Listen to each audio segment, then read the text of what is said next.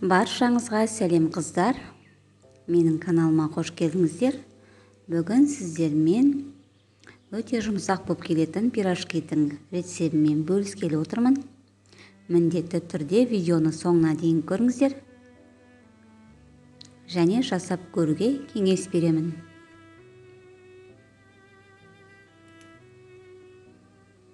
Қыздар, егер де менің каналыма тіркелмеген болсаңыздар, міндетті түрде тіркеліп, қоңыраушаны басуды ұмытпаңыздар.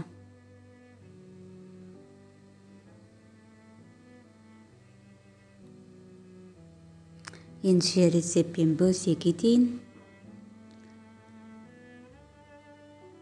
Ең алдымен жылы сүтімізге мен арнайы ыдысқа құйып алдым. Міне жылы суымызды қоямыз.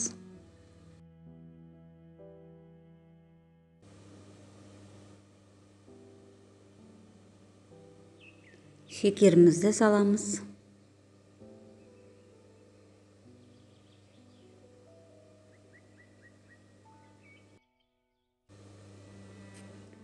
Чайный ложка тұзымызды салдық.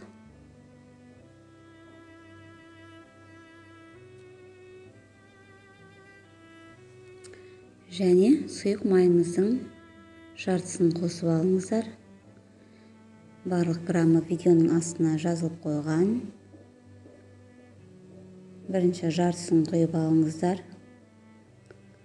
Сосын біраз қасық ашытқымызды, дрожжымызды салып жақсылап араластырасыздар.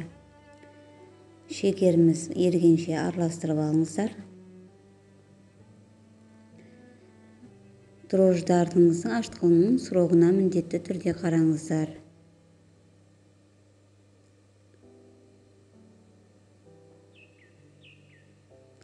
Араластырып, шекеріміз бен тұзымыз ергенше араластырып аласыздар.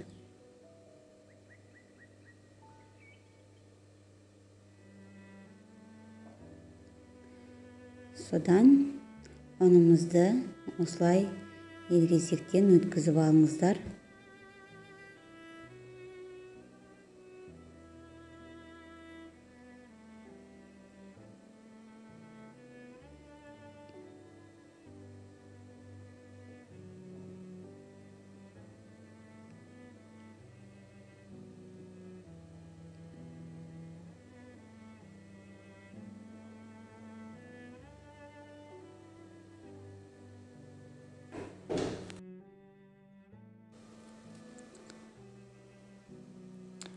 Ұнды көп қосып жібермеңіздер.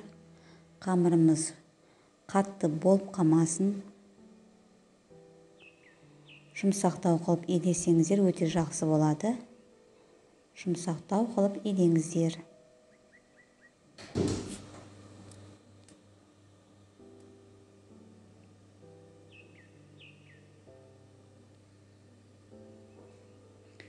Енді қолмен елеп жібересіздер. Бізде осындай қамырымыз дайын. Соңында сұйық майымызды кішкене қосып жіберіңіздер. Және қамырымызды 1 сағатқа көтерілуге қойып қойыңыздар. Және қайта-қайта қайырып тұрсаңыздар, өте әдемі болып піседі. Міне біздің қамырымыз көтерілді. Оны 5 бөлікке бөліп алдым. Осылай жайып.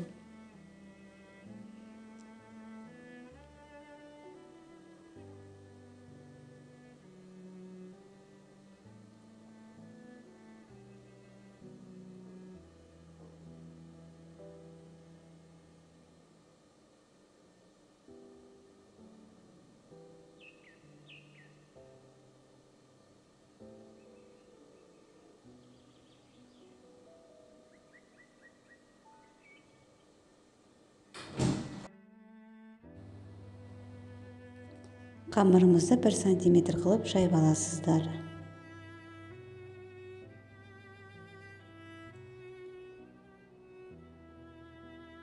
Жұқалығын бірдей қылып барлық жағын.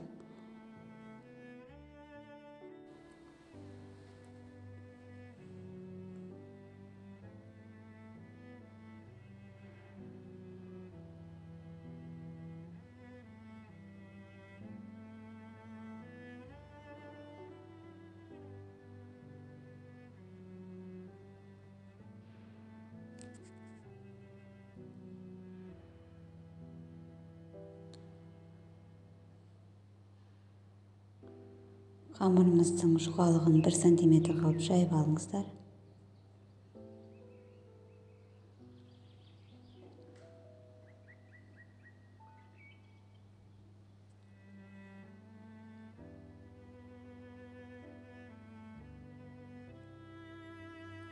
Мен де осындай шеңбер қылып, осындай кесені алдым. Осылай видеодағыдай жасап, кесіп алыңыздар шеңбер қылып.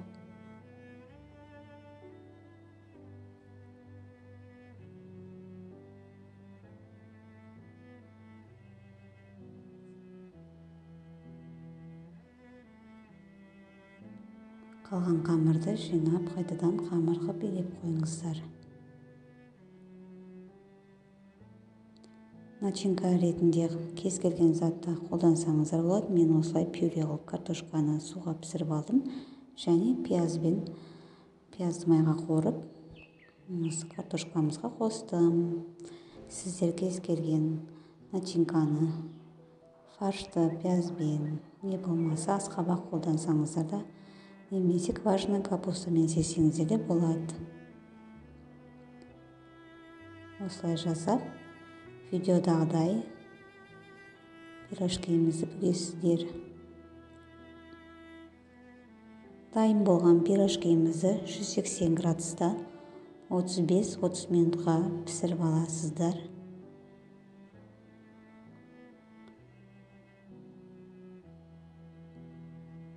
Әрине қызып тұрған пешке салыңыздар.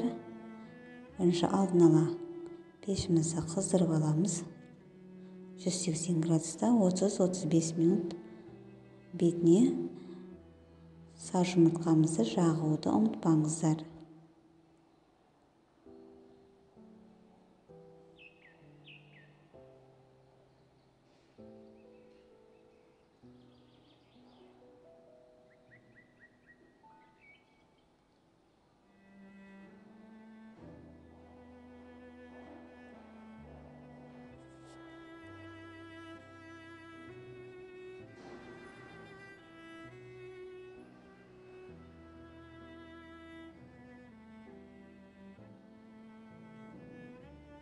Бетіне жұмыртқаны жағуды ұмытпаңыздар.